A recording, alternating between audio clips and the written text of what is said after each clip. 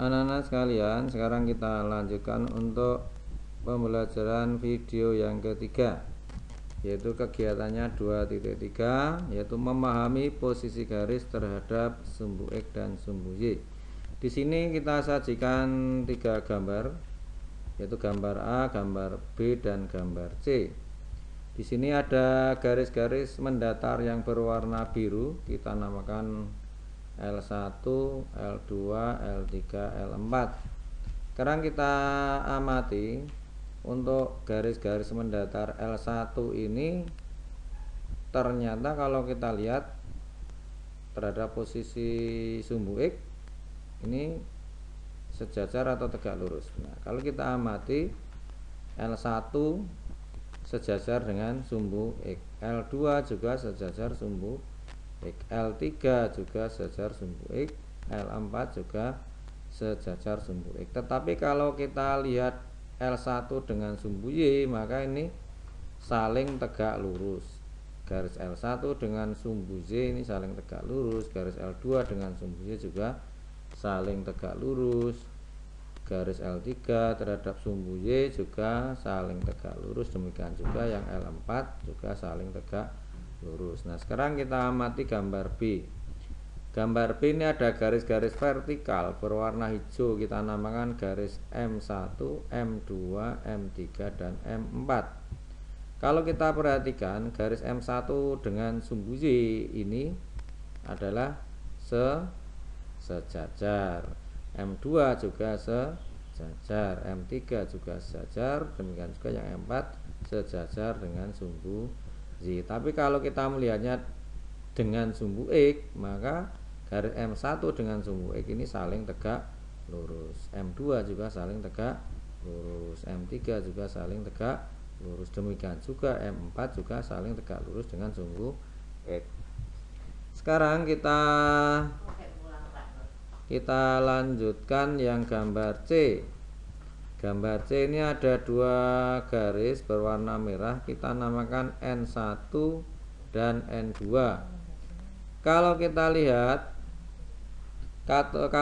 lihat garis N1 ini terhadap sumbu X ini tidak sejajar dan tidak tegak lurus, tetapi memotong sumbu X. Memotong sumbu X itu di sini perpotongannya. Perpotongannya ada di sini.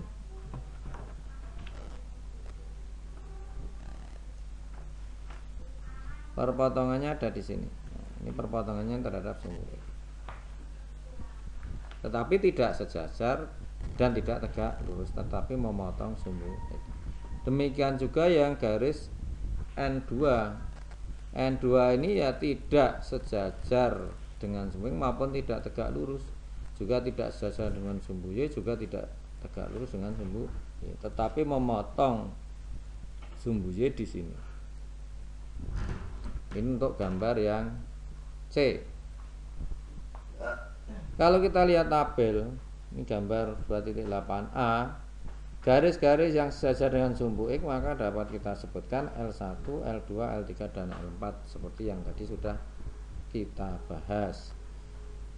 Garis-garis yang sejajar dengan sumbu Y untuk gambar B adalah M1, M2, M3, dan M4.